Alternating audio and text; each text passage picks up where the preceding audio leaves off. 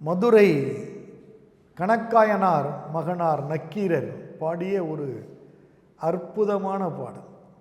வாழ்வியல் பேருண்மை, வாழ்வியல் நெறி, வாழ்வியல் உயர்தகவு, உலகளாவிய பார்வை, உலகளாவிய சிந்தனை அமைந்த ஒரு அற்புதமான ஒரு பாடல். எவ்வளோ அழகா ஒரு கருத்தை அவர் சொல்றார் பாரு. தெளிந்த இந்த நீரால் சூழப்பட்டுள்ள இந்த உலகம் முழுவதையும் தனி ஒருவனாக வேறு எவருக்கும் பாத்தியமின்றி தன் வெண்கொற்ற கொடையின் கீழ் ஆட்சி புரிகின்ற வேந்தனாக இருந்தாலும் நடுநாள் யாமத்திலும் பகலிலும் கண் உறக்கமின்றி உரிச்சான் வயிற்று உணவுக்காக விலங்குகளை வேட்டையாடுவதற்காக இரவும் பகலும் ஓடிக்கொண்டே இருக்கின்ற கல்லாமையில் இருக்கின்ற வேடனாக இருந்தாலும் ஒருத்தனுக்கு இந்த நிலம் பூரா சொந்தம், இன்னொருத்தருக்கு நிற்கிறதுக்கு நிலை இல்லை. விலங்குகளை வேட்டையாடினா தான் உணவு. அப்படிப்பட்ட வேடன் ஒருவன். இன்னொருவன் உலகம் வேறு எவருக்கும் பாத்தியமில்லாமல் தன் வெண்கொற்ற கொடியின் கீழ் தான் ஒருவனே ஆட்சி செய்கின்ற வேந்தன். இருவருக்கும் உண்பது நாளி, உடுப்பவை இரண்டு. மன்னன் உண்பதும் நாளியரிசி உணவுதான், வேடன் உண்பதும் நாளியரிசி உணவுதான். மன்னன் உடுத்துவதும் மேலாடை கீழாடை என்று இரண்டு ஆடைதான், வேடன் உடுத்துவது மேலாடை கீழாடை என்ற இரண்டு ஆடைதான். இது ஒருவனுக்கு போதுமானது. நான் மன்னர்ப்பா, அதனால நான் ஒரு நாளைக்கு 30 சட்டை போட்டுக்கிறேன், 35 பேண்ட்டு போட்டுக்கிறேன், இல்லை 30 வேஷ்டி கட்டிக்கிறேன். ஒரு வேட்டி மேலே ஒரு வேட்டியாக கட்டிகிட்டே இருக்கிறேன். எல்லாரும் சிரிக்க மாட்டாங்களா? அவனுக்கே சிரிப்பு வராதா? இல்லை அவன் அந்த மாதிரி செய்ய முடியுமா? இப்போ சாதாரண ஒரு சோல்ஜர், படை வீரர்கள், நீ எத்தனை சப்பாத்தி சாப்பிட்ற? மண்ணா நான் 4 சாப்பிட்றேன். அப்போ இவனே 4 சாப்பிட்டான்னா நான் 400 சாப்பிடணும். சாப்பிட முடியுமா?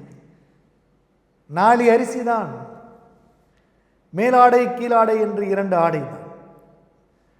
அதனால் செல்வத்தை சேர்த்து சேர்த்து வைத்திருக்கிறீர்களே, அதன் பயன் என்ன? அலெக்சாண்டர் சொன்னானே, எல்லாத்தையும் இங்கே தாண்டா போட்டு போகிறேன், ஒன்றும் எடுத்துகிட்டு போகலடான். பேராசையால் அழிந்தேன், பெற்றது ஒன்றுமில்லை, வெறுங்கையோடு போகிறேன். வாழ்க்கை கூட இடைக்காலத்திலே முடிந்து விடுகிறது. சாதாரண மனிதர்கள் 80 வயது வரை வாழ்கிறார்கள். 33 வயதில் அலெக்சாண்டர் சென்று விட்டார். அதனால் அடிமைப்படுத்திய நாடுகள், வென்ற நாடுகள் கூட அவனால் ஆட்சி செய்யப்படவில்லை. யார் யாரிடமோ கொடுத்து விட்டு சென்றான். இந்தியாவின் வடமேற்கு எல்லைப்புற மாகாணத்தை செலூக்கஸ் நிகேடரிடம் கொடுத்து விட்டு சென்றான். அலெக்சாண்டரா ஆட்சி புரிந்தான். மன்னன் என்பதால் பிறப்பு மட்டும் உண்டு, இறப்பு இல்லை என்று கூற முடியுமா? மன்னன் என்பதால் உயர்வும் தாழ்வும் வருவதில்லை, உயர்வுதான் என்று கூற முடியுமா? வெற்றி தோல்வி உண்டு, வீழ்ச்சி உண்டு. அதனால் செல்வத்தின் பயன் அடுத்தவருக்கு கொடுக்க வேண்டும். அந்த செல்வத்தை எல்லாம் நாமே அனுபவித்து விடுவோம் என்று நினைத்தால் நம்மை விட்டு தப்பிச் செல்கின்ற இன்பங்கள் ஏராளம். நாமளே அந்த பணத்தை பூரான் 500 ரூபா தாளும் 1000 ரூபா தாளும் சேர்த்து வச்சுருந்தாங்க. திடீர்னு செல்லாதுன்னு சொல்லிட்டாங்க. என்ன பண்ணா? கோடான கோடி சொத்துக்களை சேர்த்து வைத்திருப்பவன் திடீரென்று மரணமடைந்து விட்டால் அந்த சொத்துக்களை அவன் என்ன செய்ய போகின்றான்? நற்பண்புகளை பிள்ளைகளுக்கு கற்றுக் கொடுத்தவர்கள் தான் நிம்மதியாக வாழ்கிறார்கள். பிள்ளைகளுக்கு வெறும் சொத்துக்களை மட்டும் சேர்த்து வைத்தவர்கள் நற்பண்புகளை கற்றுக் கொடுக்கவில்லை என்றால் இறுதி காலத்தில் பிள்ளைகளால் துன்புறுத்தப்படுகிறார்கள். கோடி கோடியாக சேர்த்து வைத்தவர்கள் இறுதி காலத்தில் முதியோர் இல்லத்தில் கொண்டு போய் சேர்க்கப்படுகிறார்கள். மரணமடைந்ததற்கு பிறகு மட்டுமல்ல, இன்று வாழ்கின்ற பொழுதே அந்த சொத்தை இழந்து விட்டு முதியோர் இல்லத்திற்கு சென்று விடுகிறார்கள். முதியோர் இல்லத்தில் தள்ளப்படுகிறார்கள், தனிமைப்படுத்தப்படுகிறார்கள். இப்படி ஒரு நிலைக்குத்தான் நாம் அடுத்தவரை வஞ்சித்து துன்புறுத்தி ஏமாற்றி பொருள் சேர்க்கின்றோம். இத்தனை முதியோர் இல்லங்கள் தோன்றியதற்கு பிறகும் எவருக்கும் அது உரைக்கவில்லை.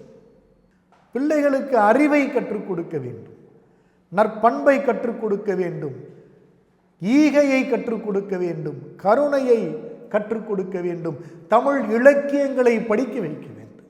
தமிழ் இலக்கியத்தை படித்தால், உண்மையாக படித்தால், உண்மையாக கற்றுக்கொண்டால் நற்பண்பு தானே வளரும். இது நம்ம அறிவியலில் படிக்க முடியுமா? அங்கே பாஸ்பரஸ் துத்தநாகம். உலக மொழிகளில் தமிழ் என்பது அறங்களை சுமந்து நிற்கின்ற ஒரு மொழி. அப்படிப்பட்ட மொழியை கற்றுக் கொடுப்பதை நம்முடைய தலையாய கடமையாக பெற்றோர்கள் வைத்திருக்க வேண்டும். அதனால்தான் ஜி.யு. போப் சொன்னார், இவன் ஒரு தமிழ் மாணவன், அவருக்கு தெரிகிறது தமிழுக்கு நாம் மாணவனாக இருக்க வேண்டும் என்று. தமிழர்களுக்கு தெரியவில்லை. அதனால் நக்கீரன் சொல்கிறார், தென்கடல் வளாகம் புதுமையின்றி வெண்குடை நிழற்றிய ஒருமையோருக்கும் நடுநாள் யாமத்தும் பகலும் துஞ்சான் கடுமா பார்க்கும் கல்லா ஒருவருக்கும் உண்பது நாளி உடுப்பவை இரண்டு பிறவும் எல்லாம் ஓரொக்கும் செல்வத்து பயன் ஈதல் துய்ப்போம் எனினே தப்புன பலவே என்று.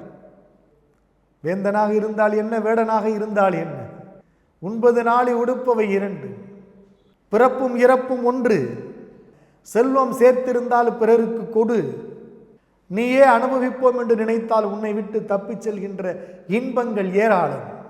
நீ மட்டும் உண்டால் போதாது, நீ மட்டும் உடுத்தினால் போதாது, உன்னிடம் அதிகம் செல்வம் இருக்கின்ற பொழுது பிறருக்கும் உணவுக்கான வாய்ப்பை கொடு, உடைகளை கொடு, பிறருக்கு மகிழ்ச்சியை கொடு. அந்த மகிழ்ச்சியில் நீ மகிழ்ச்சி அடை. உண்மையான மகிழ்ச்சி அதுதான். இதைத்தான் அந்த பாடல் நமக்கு சொல்லும்.